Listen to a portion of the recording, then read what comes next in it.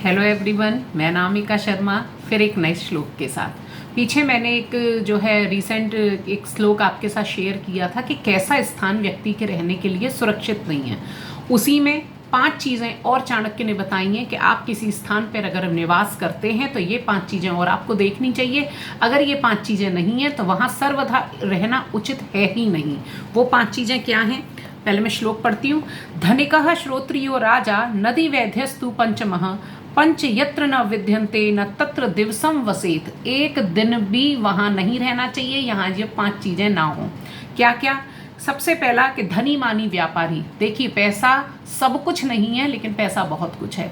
अगर आप ऐसी जगह रहते हैं, ऐसी कंपनी में काम करते हैं जहाँ धन ही नहीं है, आप धन अर्जित नहीं कर पाएंगे तो आप जीवन यापन कैसे करेंगे? तो ऐसे स्थान पे आपको बचना चाहिए रहने से।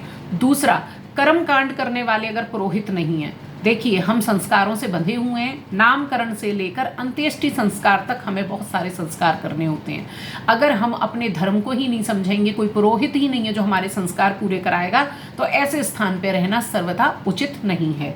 तीसरी बात, जहाँ नदियाँ ना हो, सिंचाई का कोई साधन ना हो। जहाँ अगर नदियाँ और सिंचाई का साधन ही नहीं है तो ऑब्वियसली वहाँ आगे चल के खाने की दिक्कत आएगी ही आएगी, वहाँ अन्न का भंडार हो ही नहीं सकता है।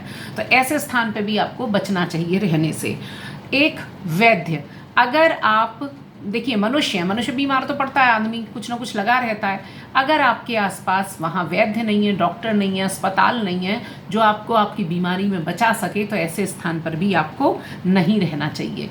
तो ये 5 चीज़ें हैं। देखिए, अभी हमें जब हम लोग एक बड़े शहर में मेट्रो सिटी में रहते हैं तो ये बातें हमें बेईमानी सी लगेंगी, ये क्या श्लोक है। लेकिन अभी भी देखिए, बहुत सारे गाँव, बहुत सारे स्थान ऐसे हैं जहाँ चिकित्सा अभी तक नहीं पहुँच पाई है।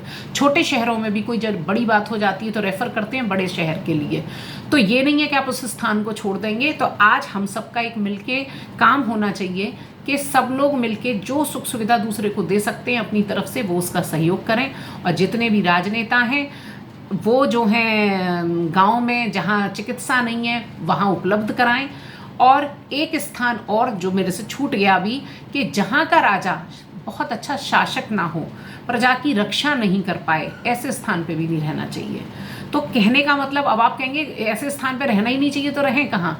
तो कहने का मतलब ये है कि जब आप रहते हैं तो अपने इर्द गिर्द 4-6 चीज़ों का ध्यान जरूर रखना चाहिए कि आप किस जगह पे रह रहे हैं। और हर व्यक्ति की अपनी एक जिम्मेदारी होनी चाहिए कि जहाँ वो रहता है उसमें ज़्यादा से ज़्यादा सहयोग करके उस समाज को रहने लायक बनाए।